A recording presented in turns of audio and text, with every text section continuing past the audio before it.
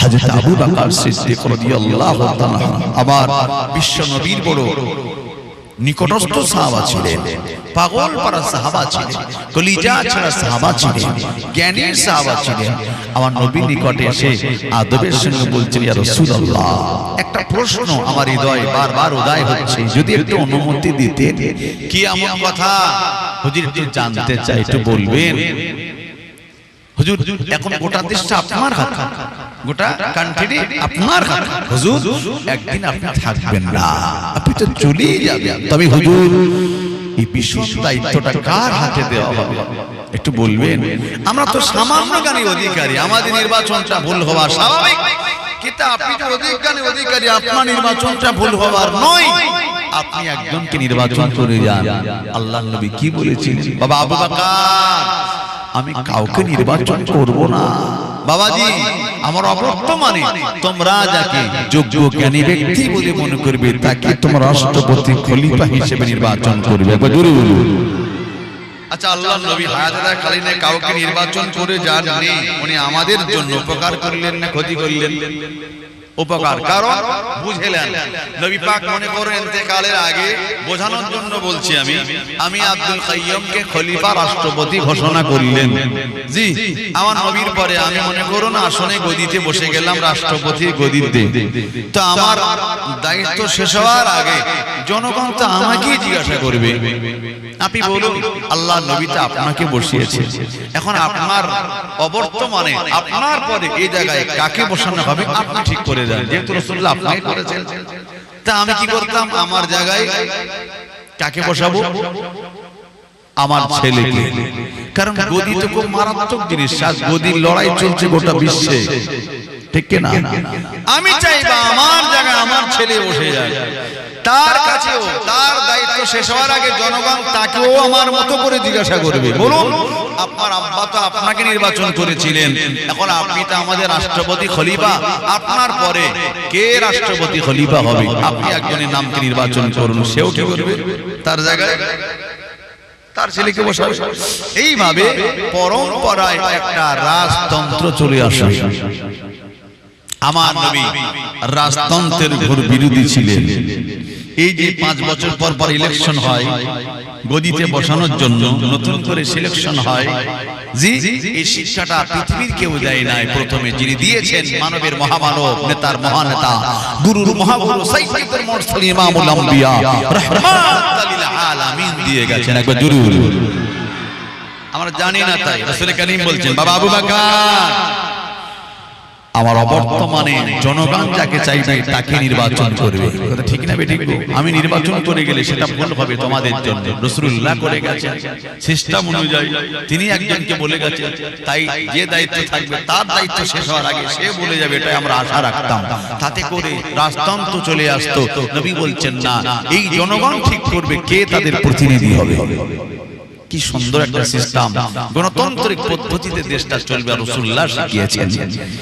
আহা, দিন যায় রাত আসে, রাত যায় দিন আসে, চলতে চলতে রবিউল আউয়াল মাসের 12 তারিখ এসে যায়। কিন্তু ওদিকে আমিরে মুআবিয়া রাদিয়াল্লাহু তাআলা আনহু তিনি কুফার গভর্নর হয়েছেন, কুফার রাষ্ট্রপতি খলিফা নির্বাচন হয়ে গেছেন। কুফাবাসীরা তেনাকে রাষ্ট্রপতি হিসেবে প্রাধান্য দিয়েছে। জি, কিন্তু তার দায়িত্ব শেষ হওয়ার 4 খলিফার পরে আবু বকর, ওমর, ওসমান, আলী, এনারা যে 4 খলিফা ছিলেন সবই কিন্তু গণতন্ত্র পদ্ধতিতে। প্রথম হলেন মুসলিম জান প্রথম খলিফা আবু বকর, দ্বিতীয় ওমর, তৃতীয় ওসমান গনি, চতুর্থ আলী কাররামুল্লাহ ওয়াজহু।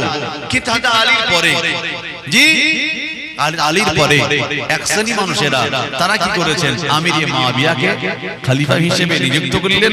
অপর দিকে আলীর বড় সন্তান ইমাম হাসানকে তারা খলিফা হিসেবে নির্বাচন করলেন। একই সাম্রাজ্যে দুজন যদি রাষ্ট্রপতি হয়, খলিফা হয়, উন্নত হয় বলে মনে হয়? মনে করুন একই টাইমে সেম টাইমে একটা গাড়িতে দুজন যদি ড্রাইভার হয়, সে গাড়ি কি রাস্তায় চলবে? আর একটা ফ্যামিলিতে দুজন যদি গার্জিয়ান হয়, সমস্যা আছে না নাই? আছে।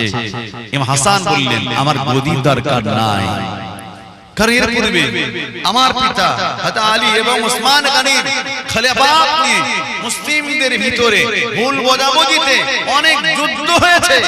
জি, যুদ্ধে জঙ্গে জামাল থেকে শুরু করে অনেক যুদ্ধ হয়েছে।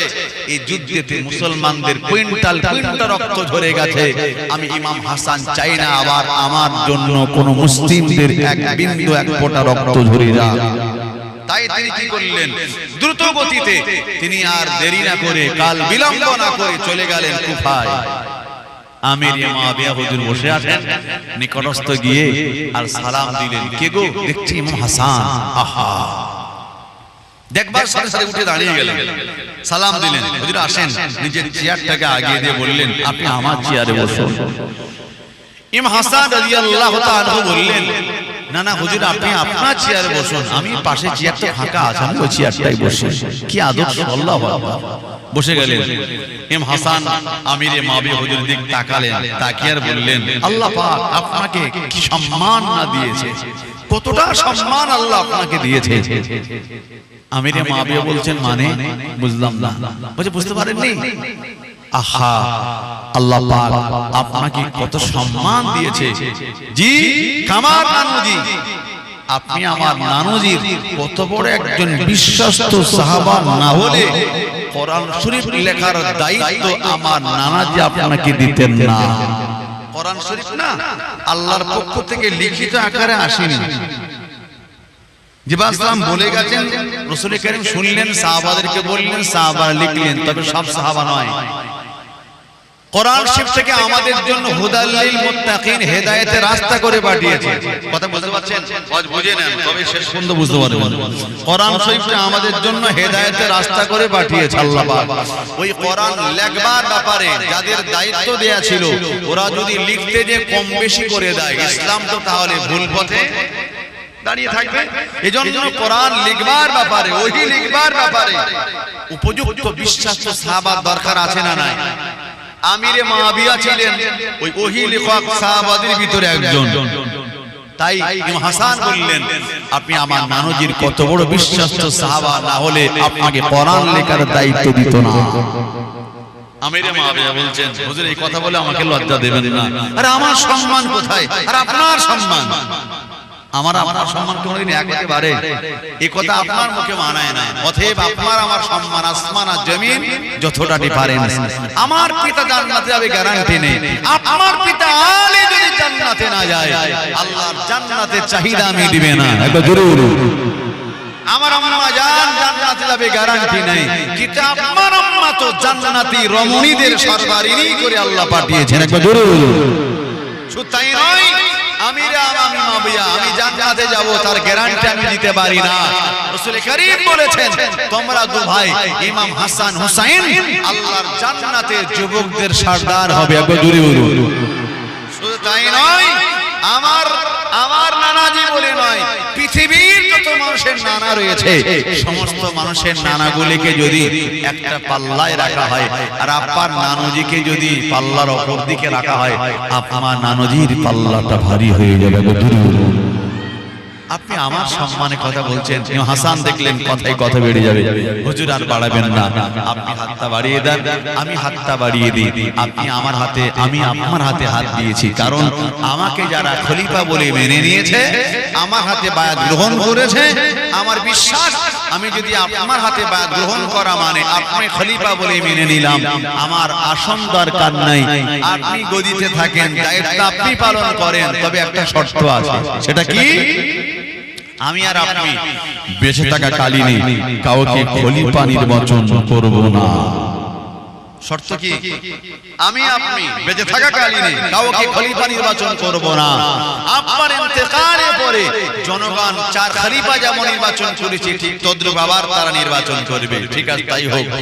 জি, একমত হলেন, কথা দিলেন, আর ইমাম হাসান হাতে হাত দিয়ে বায়াত গ্রহণ করে তিনি ফিরে আসলেন। জি, কিন্তু আমিরে মুয়াবিয়া তিনি কি করেছেন? তিনি তার ছেলে ইয়াজিদকে খলিফা রাষ্ট্রপতি হিসেবে নির্বাচন করিয়ে দিয়েছেন। কথা ঠিক না বেটি? বাবাজি, এখন আমরা যদি বলি আমিরে মুয়াবিয়া হুজুর ভুল করেছেন, আমাদের ঈমান থাকবে না যাবে?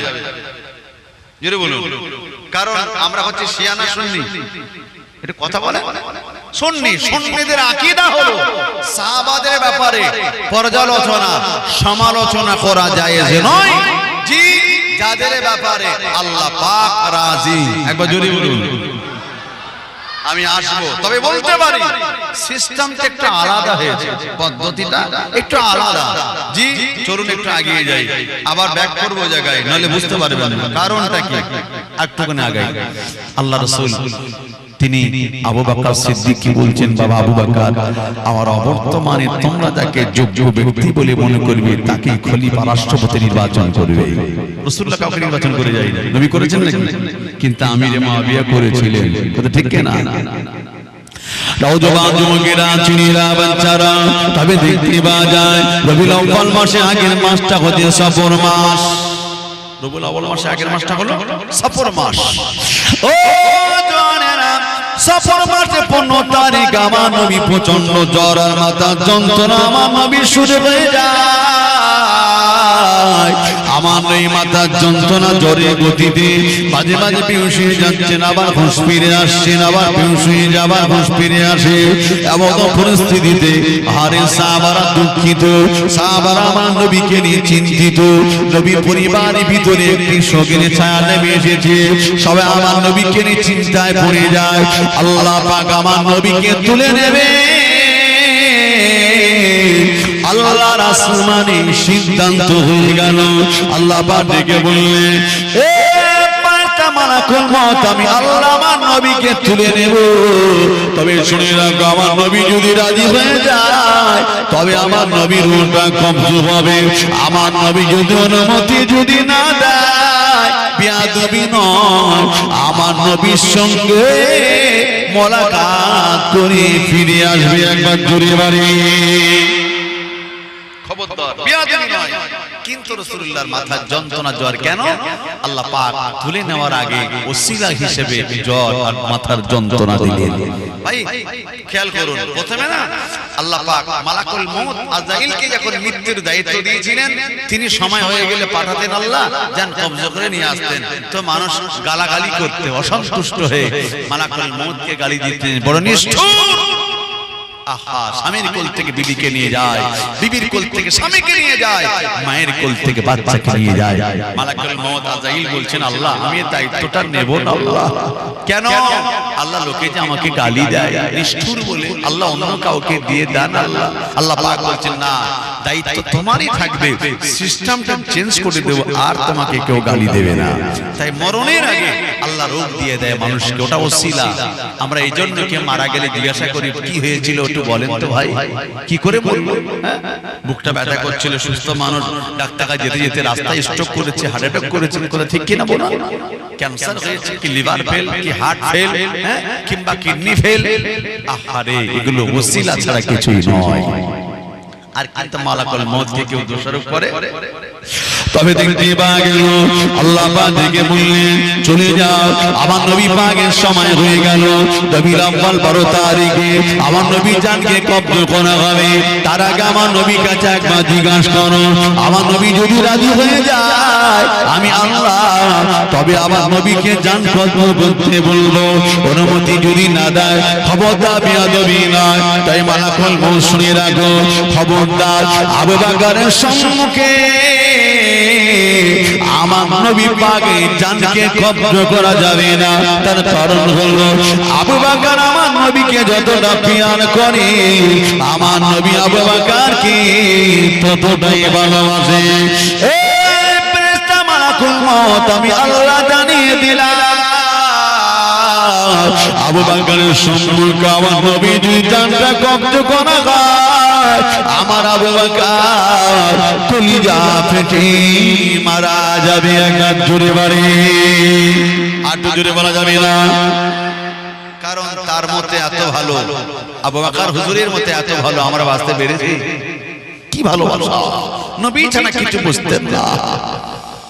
মালাকুল মউত এসে হাজির, আসসালাতু আসসালামু আলাইকা ইয়া রাসূলুল্লাহ, ইয়া হাবিবাল্লাহ, হুজুর আল্লাহ পাক আমাকে পাঠিয়েছেন, বেয়াদবি নেবেন না, আপনি অনুমতি দিলে আপনার পাক রূহটা কবজ করা হবে, পাক রূহটা নিয়ে যাব, অনুমতি যদি না দেন আপনার সঙ্গে ইজ্জতের সঙ্গে মোলাকাত সাক্ষাৎ করে আমি সসম্মানে ফিরে যাব।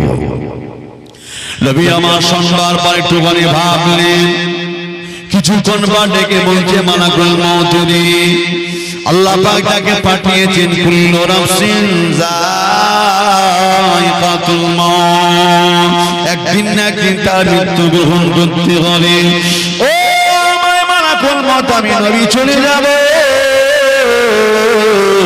তবে আমার উম্মাত উম্মাতানিদের অবস্থা কি হবে একবার জোরে বলেন। কি রাসূল ইন্তেকালের সময় বিবি বাচ্চার কথা মনে পড়ে না, আমরা কঠিন বিমারি পড়ে গেলে আমার ছেলের উপায় কি হবে, মেয়ের উপায় কি হবে, বিবির উপায় কি হবে, ঠিক না বেঠিক বলুন? কিন্তু আমার নবী বলছেন আল্লাহ আমার উম্মতের উপায় কি হবে। ও মাতা মালাকুল মউত চলে যাও আল্লাহ পাকের নিকট, আল্লাহ পাককে জিজ্ঞাসা করো আমার উম্মত উম্মাতানিদের ব্যাপারে একটু জানতে চাই। মালাকুল মউত আল্লাহ নিকটে হাজির হয়ে যায়, রব্বি আল্লাহ হাবিব জানতে চেয়েছে উম্মত উম্মাতানিদের অবস্থা কি হবে। আল্লাহ পাক ডেকে বললেন, ও মাতা মালাকুল আমার নবীকে শুনিয়ে দাও, হাবিব শুনিয়ে দাও, হাবিব চিন্তা করো না, তোমার উম্মত উম্মাতানিদের দায়িত্বটা স্বয়ং আমি আল্লাহ নিজে নিয়ে নিলাম। আর একটু জোরে বলেন,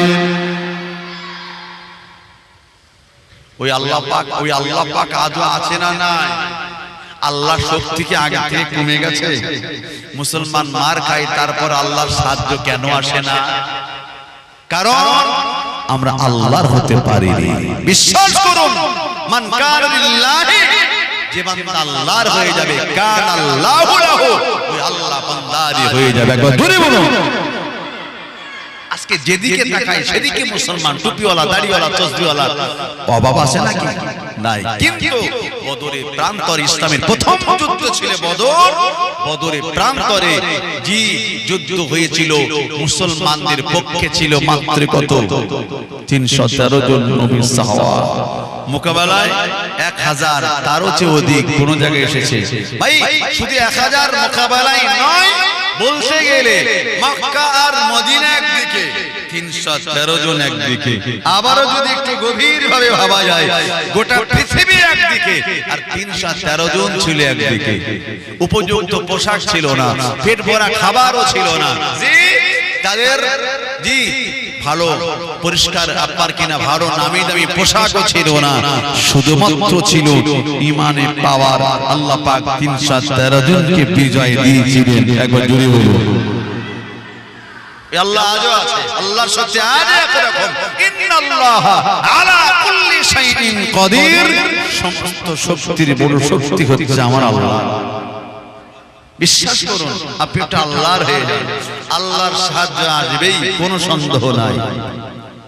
আহা হাবিব চিন্তা করো না, তোমার উম্মত উম্মাতানিদের দায়িত্বটা আল্লাহ পাক বলছেন আমি নিজেই নিয়ে নিলাম। আমার নবী বলছেন আল্লাহ আমি আর বিলম্ব করতে চাই না, আল্লাহ আমার রূহটাকে আপনি কবজ করে নেন। আল্লাহ পাক ডেকে বলে হাবিব শুনিয়ে গিয়ে দাও, তোমার রূহটা কবজ করার পরে আমি আল্লাহ পাক, তোমার রূহটা কবজ করার পরে আমি আল্লাহ পাক আমার আকাঙ্ক্ষা, আমার আশা তামান্না হলো তোমার ইন্তেকালের পরে ভাবি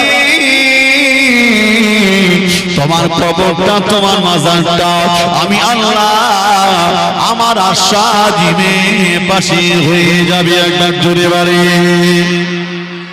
হাবিব তোমাকে ছেড়ে আমার আর ভালো লাগে না। কে বলছেন? আমার আল্লাহ। হাবিব তোমাকে ছেড়ে আল্লাহ পাক বলছে ভালো লাগে না। হাবিব তোমার কবরটা আমার আশা আজিমের পাশে হয়ে যাবে। নবী বলছেন না আল্লাহ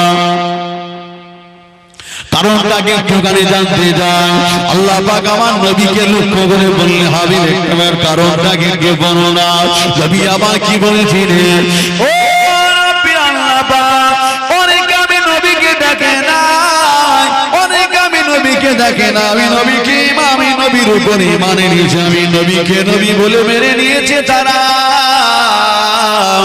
ওরা মক্কা মদিনা হজ করতে আসবে, কাবা শরীফটা তোয়া করবে, হাজের আসওয়াদ পাথরটা চুমা দেবে, ওরা জমজমার পানি পান করবে।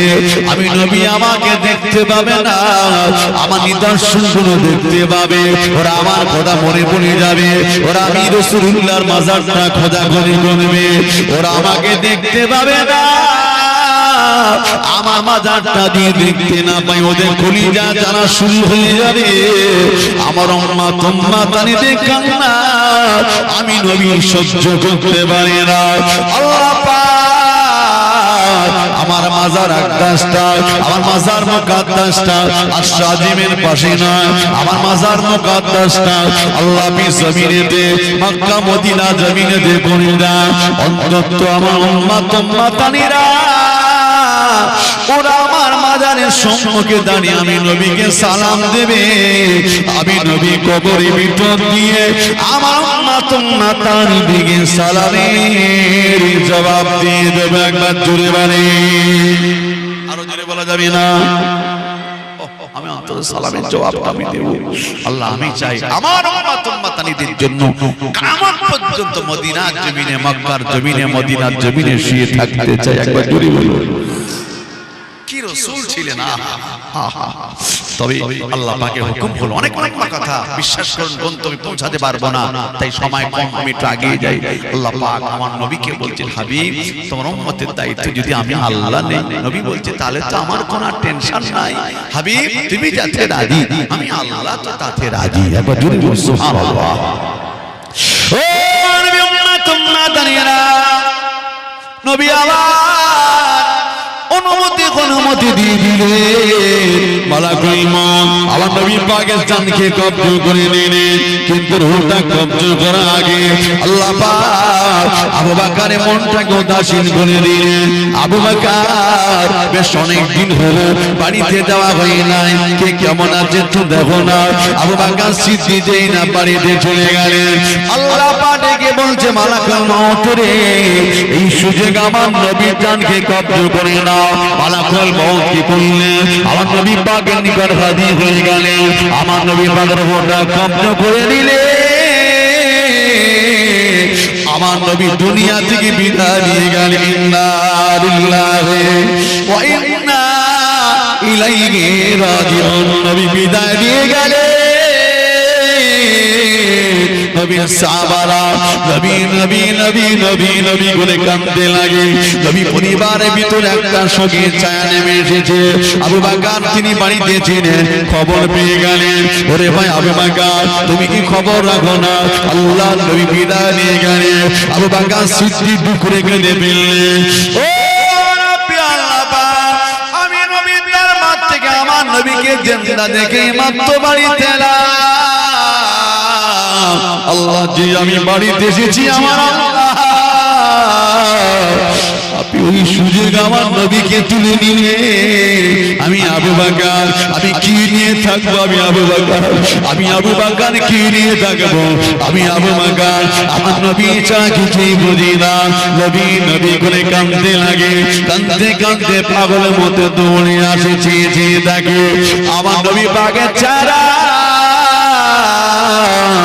সাদা একটা কাপড় দিয়ে ঢাকা। কোন কিতাব এসেছে এমনের একটা ডোরা কাটা চাদর দিয়ে আমার নবীর চেহারাটা ছিল ঢাকা। এই অবস্থাতে আবু বকর সিদ্দিক আমার নবীর জিসম মোবারক থেকে টুকরে টুকরে কাঁদতেছে। ও দুনিয়া আবু বকর দুদুনা কাঁদে, নবীর সাহাবারা দুদুনা কাঁদে, আবু বকর দুদুনা কাঁদে, নবীর সাহাবারা দুদুনা কাঁদে। তবে দেখতে পাওয়া যায় ইমাম হাসান হোসেন কাঁদতে লাগে, নানাজি নানাজি আপনি ছাড়া কিছুই বুঝি না, আমরা কি নিয়ে থাকবো? হযরত ফাতেমা কাঁদতেছে, আব্বা আমি কি নিয়ে থাকবো? কিন্তু না না না, আল্লাহ নবী বলি ফাতেমা আমার নবী ইন্তেকালের পরে আমার নবী পাকের জবানটা নড়তে লাগে। হযরত ফাতেমা তিনি দেখতে পেলেন নবী পাকের জবানটা নড়তে লাগে, আমার নবী কি যেন একটা বলতে লাগে। হযরত ফাতেমা রাদিয়াল্লাহু তাআলা নিজের কানটাকে দিয়ে আমার নবীর জবানেতে রাখতে কি যেন আমার নবী বললেন। সন্ধ্যার পরে হযরত ফাতেমার কান্না বন্ধ হয়ে গেছে। একবার জোরে বলে কান্না বন্ধ। পরে কোন আম্মা আয়েশা জিজ্ঞাসা করেছিলেন, ফাতেমা কি বলেছেন তোমার আব্বা, তোমার কান্না যে বন্ধ হয়ে গেল একটু জানতে পারি? হযরত ফাতেমা বলেছেন, আম্মা জান আমার আব্বা জি বলছে, ফাতেমা রে কাঁদিস না মা, আমি রাসূলুল্লাহ তোকে ছাড়া ভালো লাগে না, আমি নবী তোকে বড় ভালোবাসি, তোর কান্না আমি রাসূলুল্লাহর সহ্য হয় না। ফাতেমা কাঁদিস না মা, সর্বপ্রথম আমার ফ্যামিলির ভিতরে তোমার সঙ্গে যে আমার দেখা প্রথম হয়ে যাবে। সুবহানাল্লাহ।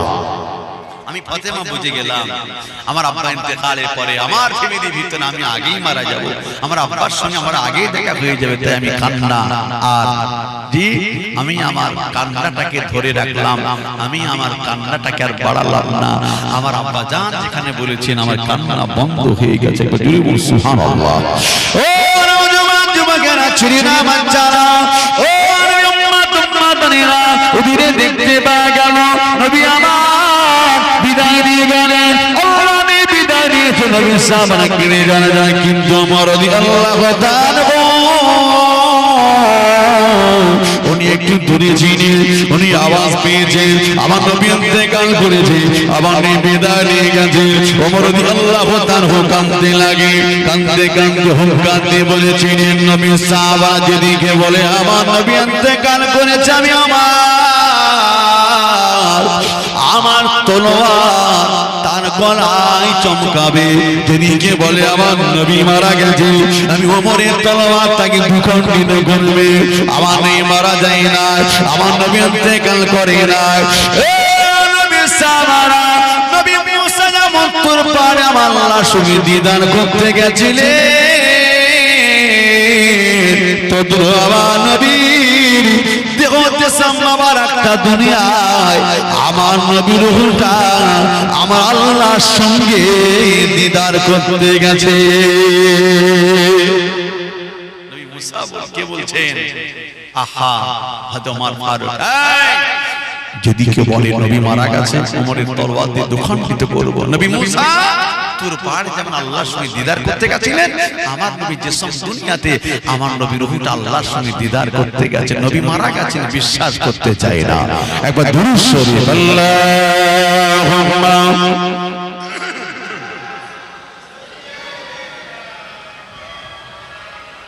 সবাইকে চা দিচ্ছেন নাকি? আচ্ছা যান, খেয়ালটা আমার দিকে রাখবেন, নাইলে কিন্তু ব্যাঘাত ধরে বসতে। দুরূদ শরীফ আল্লাহুম্মা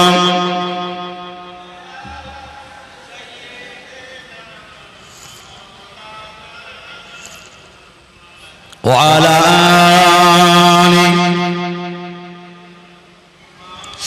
একদিন তোমার নাম মসজিদে গবিলা, একদিন তোমার নাম মসজিদে গবিলা, তৈরি থেকো তৈরি রেখো সুন্নতি আমল ঈমান, একদিন তোমার নাম মসজিদে গবিলা, একদিন তোমাকে পরিয়ে কাপন সঙ্গী স্বজন করিবে দাপন, হঠাৎ চলে যাবে আদরের দান, প্রিয় মা বাবার ভাসিয়ে নয়ন, তৈরি থেকো তৈরি রেখো কোরআনি জীবন বিধান,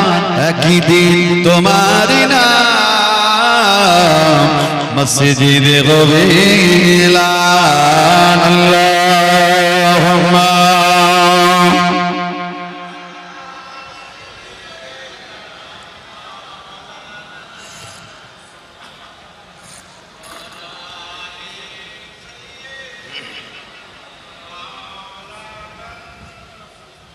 চলুন তাহলে কি বোঝাচ্ছিলাম, জি আল্লাহ রাসূলের ইন্তেকাল করেছেন, ওমর রাদিয়াল্লাহু আনহু তিনি যে মানতে চায় নবী ইন্তেকাল করেছেন।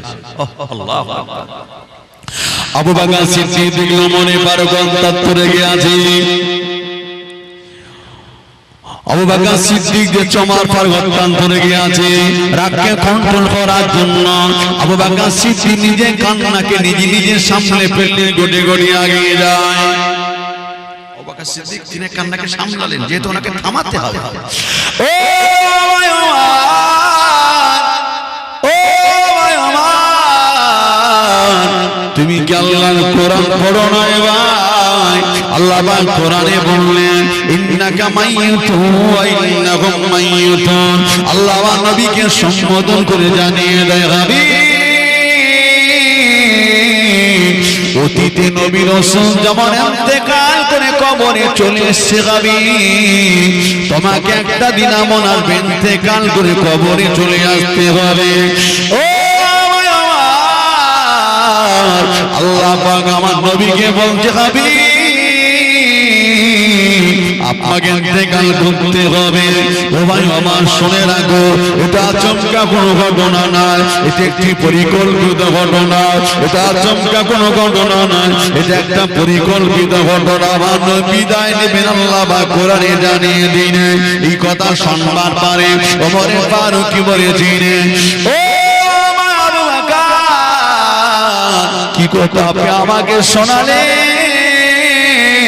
আল্লাহর কোরআন আয়াতে কারিমা শুনবার পর আমার জন্য মনে হয় আয়াতে কারিমা এখনই আল্লাহর আসমান থেকে নাজিল হয়ে গেছে। একবার জোরে বলেন, আরো জোরে বলেন।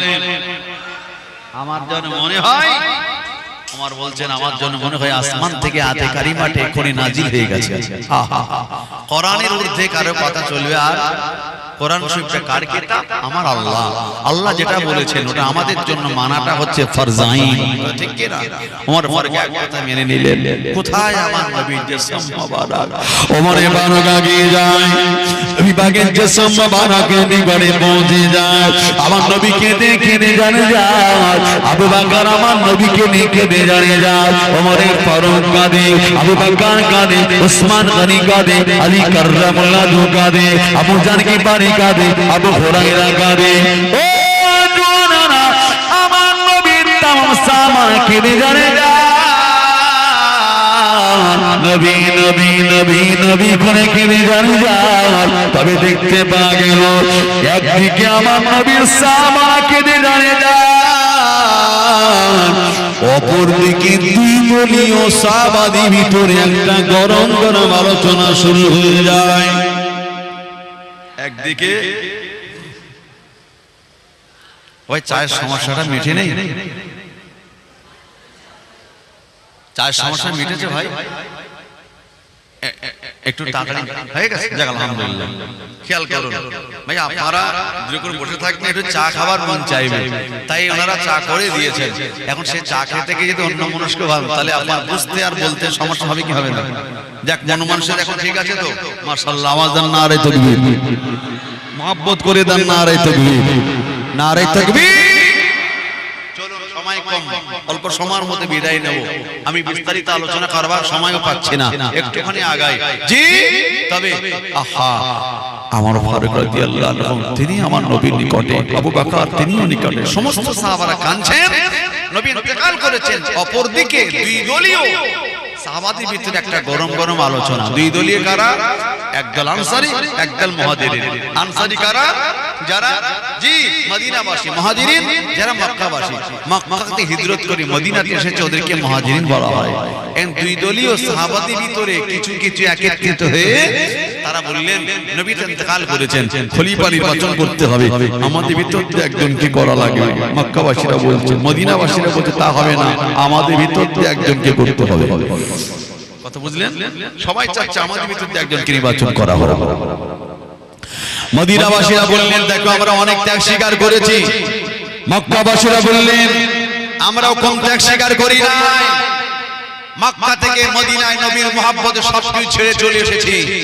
মদিনাবাসীরা বললেন আপনারা ছেড়ে এসেছেন, আমরা সব পূরণ করেছি। যে নবী বললেন বাবা ইন্নামাল মুমিনুনা ইখওয়াতুন, এক মুসলমান অপর মুসলমানের ভাই যদি সে কলমা পড়া হয়।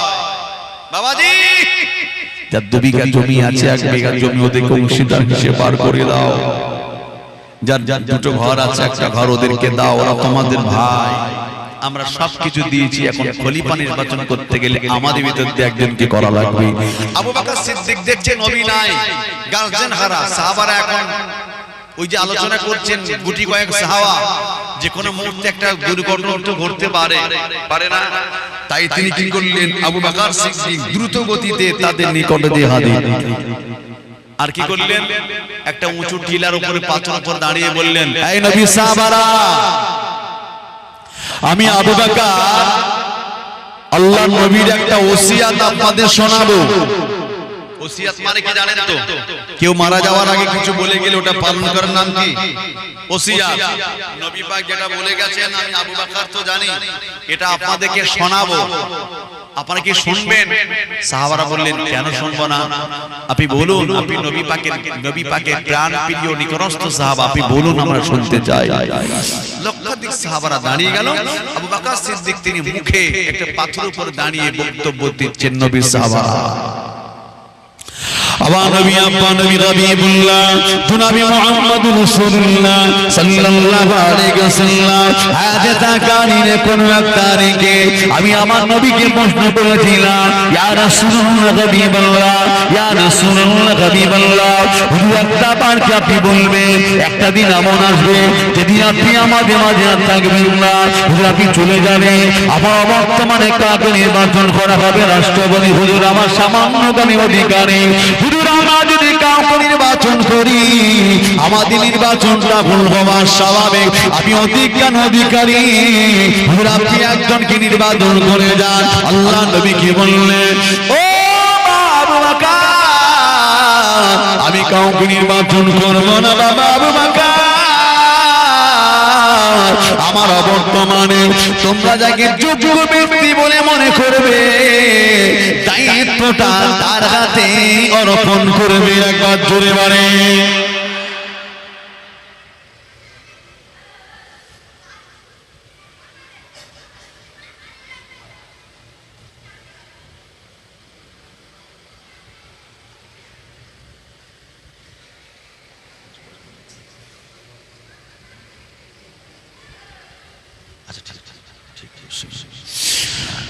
আচ্ছা, সমস্যা যেটা হচ্ছে মানে রাত বাড়ানো যাবে না, 10টা পর্যন্ত সমাপ্ত হবে, 10টা পর্যন্ত সমাপ্ত, পরবর্তী বক্তাকে নিষেধ করে দেওয়া হয়েছে, যেহেতু একটা প্রশাসন পক্ষ থেকে নাকি চাপ এসেছে, বাড়ানো সম্ভব নয়, এ পর্যন্ত 10টা পর্যন্ত ইতি করতে হবে।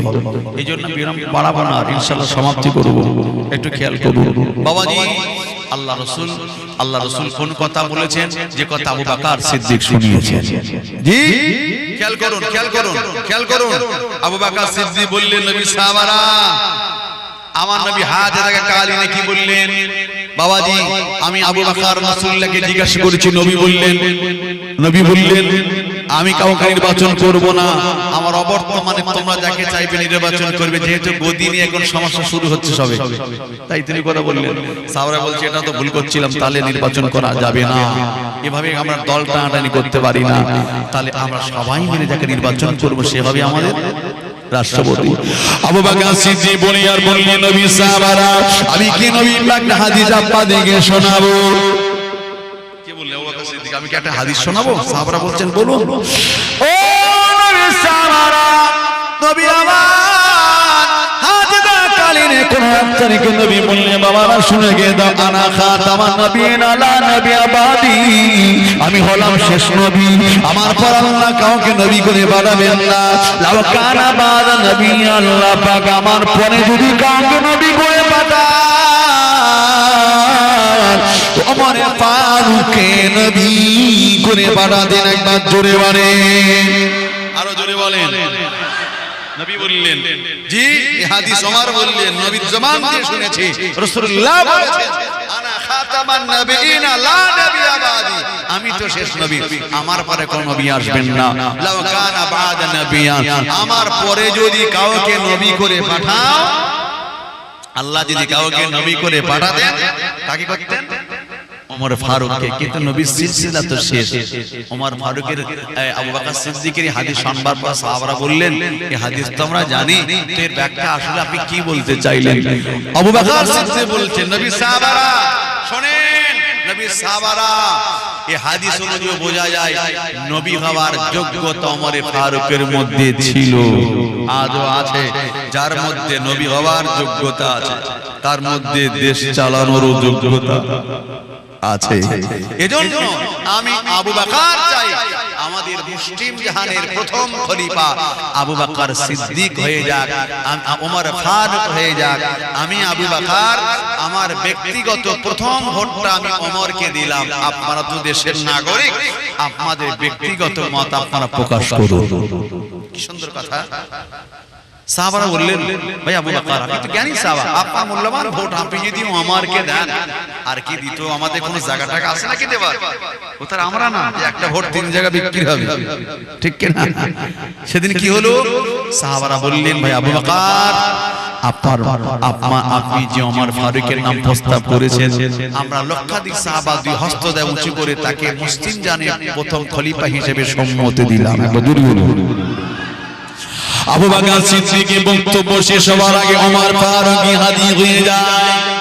ভাই আবু বকর আপনার বক্তব্য কি শেষ হয়ে গেছে? বললেন হ্যাঁ। আমি ওমরের দুটো কথা আছে, বলুন। আপনি তো রাষ্ট্রপতি, এখন আপনার কথা আমরা শুনবো। ও জোরেরা ওমর ফারুক আনেগে নবী সাহাবা লক্ষ্য করে বললেন, নবী সাহাবারা আবু বকর সিদ্দিক রাদিয়াল্লাহু তাআলা আমার নবী একটা হাদিস শুনিয়েছে, আমি ওমর সম্পর্কের পরে আমারকে রাষ্ট্রপতি হিসেবে আমার নামটা প্রস্তাব করেছে। আপনারা তো সবাই সম্মতি দিন, আমি তো সেই ওমর, আমার দুটি কথা রয়েছে। ও নবী সাহাবারা, আমি আবু বকর, হাদিসটা শুনিয়ে দুই হাদিস যদি জানা থাকে, এবার আমি একটা হাদিস শোনাবো। ও হাদিসটা নিশ্চিত আপনাদের জানা আছে, আমি বলুন না কি হাদিস আপনি বলতে চান বলুন। ওমর রাদিয়াল্লাহু আনহু বলেছিলেন, কোন এক তারিখে মদিনা মসজিদে আল্লাহ নবী বললেন, বাবারা শুনে রাখো, আমার গোটা বিশ্বে যত উম্মাত রয়েছে, ওদের সারা জিন্দেগির আমল যদি একটা পাল্লা রাখা হয়, আমার আবু বকরের এক রাতের আমল যদি অপর পাল্লা যদি রাখা হয়, আমার আবু বকরের এক রাতের আমলের পাল্লা ভারী হয়ে যাবে। আর একটু জোরে বলা যাবে না? ওমর বলছেন, ওই হাদিসটা যদি জানা থাকে, এই হাদিসটা কি আপনাদের জানা নাই? সাহাবারা বলছেন, নিশ্চয়ই আমাদের জানা আছে। বলুন। যে আবু বকর সম্পর্কে রাসূল বললেন, গোটা বিশ্বের উম্মাতানিদের সারা জিন্দেগির আমল যদি এক পাল্লা রাখা হয়, আর আবু বকর সিদ্দিকের এক রাতের আমলের পাল্লা অপর দিকে, সেই পাল্লা যদি ভারী হয়, ওই আবু বকরকে রেখে রাষ্ট্রপতির আসনে গদিতে বসার যোগ্যতা আমি আমার নাই। একবার জোরে বলুন। কি দায়িত্ব? এমএলএ এমপি, গোটা দেশের রাষ্ট্রপতি খলিফা, এর পরেও আহা এত বড় দায়িত্ব তিনি নেন নাই। আসলে তাদের ভিতরে কাণ্ডজ্ঞান আছে, দায়িত্ব নিলে হয় না, পালন করতে হয়। এই জন্য ভয় নিতে চাই নাই। আমরা হলে কিনে ঠেলে আগে যাবো, আমারে দেন। নবী বলেছেন, জোর করে কেউ দায়িত্ব নিতে চাইলে দেবে, দিও না। তাকে দিলে কাজ হবে না, যে নিতে চাই না তাকে জোর করে দাও, ওরে দিলে কাজ হবে। কারণ ওর ভয় আছে, নিলে কাজ করতে হবে, তাই তো সে নেয় না, নিতে চায় না। ওকে দাও, ওকে দিলে কাজ হবে। বলুন সুবহানাল্লাহ। নওজওয়ান যুবকেরা চিনি না বাচ্চারা, ও নবী উম্মত দাঁড়িয়ে নবী সাহাবা চিন্তায় পড়ে গেলেন, তবে কি করা যাবে? ওমর ফারুক বলছেন আমি না, আবু বকর বলছে আমি নয়, ওমর ফারুক বলছে আমি নয়, আবু বকর বলছে আমি নয়। তবে দায়িত্বটা কে নেবে? ওমর ফারুক দেখলেন সাহাবারা সব চিন্তিত, কাকে দায়িত্ব দেওয়া যায়। ওমর ফারুক ভাবলেন, উনি একটা দলিল দিয়েছে, আমি একটা দলিল দিলাম, দুটো দলিল দূর হয়ে গেছে, এবার দ্বিতীয় দলিল দেবে, এমন দলিল আমি দেব আমি নয়, আবু বকরকে মুসলিম জানের প্রথম খলিফা বানাতে চায়। একবার জোরে বলেন। নিয়ত করছেন এমন দলীয়বাদ দেব আবু বকর হুজুরকে খলিফা বানিয়ে তবে শুনবো। তাই তিনি কি করলেন? লক্ষ্য করে বলছেন, নবী সাহাবারা আপনাদেরকে মনে আছে মদিনার মসজিদে দ্বিতীয় দলিল দিচ্ছেন, শুনেন দ্বিতীয় দলিল। মদিনার মসজিদে আজান হয়েছে আসরের, আমরা সবাই কম বেশি হাজির ছিলাম। আমার নবী আসেন নাই, দেরি হচ্ছে, রাসূল কেন আসেন না, কেন আসেন না? কেউ বলছেন নবী ঘুমিয়ে পড়েছেন, কেউ বলছেন আমার নবী কি অসুস্থ হয়েছে, এরকম একটা টেনশন হচ্ছিল। আপনাদের কি মনে পড়ছে? সাহাবারা বলছেন হ্যাঁ। অমত অবস্থায় একজন সাহাবা বেরিয়েছে আমার নবীকে ডাকবে, তাই ডাকতে যাচ্ছিল। আবু বকর সিদ্দিক দৌড়ে গিয়ে তার বুকের কলার ধরে ফেলেছিল। মনে পড়ছে? বলছে হ্যাঁ। কোথায় যাচ্ছিস? আমার নবীকে ডাকতে। কেন? নবী হয়তো ঘুমিয়ে পড়েছে। আহারে ছি, ওমর বলছে তুই ভাবলে কি করে? জনবী গোটা বিশ্বে সারা জিন্দেগি মানুষের দাওয়াত এসেছে, ওই নবী নামাজ কাজা করে ঘুমাবে, তুই ভাবলে কি করে? ঠিক না বেটি? নামাজের জন্য নবীকে ডাকবে। রাসূল আকিরা নামাজ আগে, নবী আগে। রাসূল না আসে নামাজ পেতাম? যে নবী নামাজের দাওয়াত দিয়েছে ওই নবী নামাজ কাজা করে ঘুমাতে পারে? কখনো নয়। আল্লাহু আকবার। ওই নবীকে ডাকা যাবে না। বরঞ্চ আমি আবু বকর জানি আমার নবীকে মারতে মারতে বেশ করে দিয়েছে। মুশরিকরা আমার নবী উঠে নামাজ আদায় করেছিল। একবার জোরে বলুন। নওজওয়ান যুবকেরা, চিনেরা, বাচ্চারা, সাহাবারা মদিনা মসজিদ ফিরে এসেছে। ওমর বললেন তবে কি ইমাম বিগি নামাজ কাজা হয়ে যাবে? ইমাম বিগি নামাজ কাজা হয়ে যাবে? কে নামাজ পড়াবে? রাসূল তো আসছেন। ভাই আবু বকর, আপনি ইমামতি জায়গায় গিয়ে নামাজটা পড়িয়ে দেন। আবু বকর বললেন আমার বড় ভয় হয়, ইমামতি আমি করতে পারবো না। উসমান গনি তুমি যাও, আমার বড় ভয় হয়। আলী তুমি যাও, আমি পারবো না। আবু হুরায়রা যাও, আমি পারবো না। ওমর বলছে ইমাম বিগি তবে কি নামাজ কাজা হয়ে যাবে? চলো আগে যাবি পড়িয়ে দেব। সব কাতারে দাঁড়িয়ে যাও। আমার নবী পাক যেখানে দাঁড়াতেন ওমর ফারুক দেখলেন না। আমার নবী নূরের কদম যেখানে রাখতেন ওই জায়গা আমি আমার কদম রাখতে পারবো না। তিনি মেপে এক কদম পিছনে দাঁড়িয়ে বলছে বেলাল তাকবীর দাও, আমি আমার মদিনার মসজিদের ইমাম হয়ে গেলাম। একবার জোরে বলে। স্বেচ্ছায় নয়, স্বেচ্ছায় গেছে কি ইচ্ছে কিছু হবে? নামাজ কাজা হয়ে যাবে। যাকে বলছে কেউ যায় না, বাধ্য হয়ে ইমামতি জায়গা গেলেন। আমার নবীর ঘর আর মসজিদটা ছিল 40 হাত ডিফারেন্স। কত? 40 হাত। আচ্ছা এতটুকুন এই ডিফারেন্স, এতটুকুন আপনার কেনা এতটা কাছাকাছি নিকটস্থ, এর ভিতর দিয়ে যদি তাকবীর হয় ওই 40 হাতের ভিতরে আওয়াজ শুনতে পাওয়া যাবে কি যাবে না? মদিনার মসজিদে নয়, নবী নিজের গৃহে, আর ঘর আর মসজিদ 40 হাত কম বেশি ডিফারেন্স। আম্মা আয়েশা সিদ্দিকার ঘরে নবী শুয়েছিলেন। ওহ, আমার নবী শুনতে পাচ্ছেন ঘুমের ঘরে তাকবীর হচ্ছে মদিনার মসজিদ। আরে জেগে কি বলছে আয়েশা আমি রাসূল তো ইমাম, আমি তো বাড়িতে এখনো যাই নাই, কে দাঁড়িয়েছে ইমামতির জায়গায়? তাকবীর হচ্ছে শুনতে পাই। আমার নবী উঠে দাঁড়ালে আম্মা আয়েশা সিদ্দিকার ঘরে জানালার পর্দাটাকে সরালে, মাথাকে পার করে দিলেন। সাহাবাদের কামা দিয়ে বললেন ও আমার সাহাবারা, বাবারা তাকবীর হচ্ছে আমি নবী শুনতে পাচ্ছি। কে কে দাঁড়িয়েছে ইমামতির জায়গায়? আমাকে কে বলবে ইয়া রাসূলুল্লাহ হাবিবাল্লাহ, ইয়া রাসূলুল্লাহ হাবিবাল্লাহ, হুজুর আপনি আসেন না। আপা বর্তমানে আমরা ভাবছি নামাজ কাজা হয়ে যাবে, এজন্য মানে ফারুক ইমামতির জায়গায় দাঁড়িয়েছে। আল্লাহ নবী আওয়াজে বলছে বাবা মা,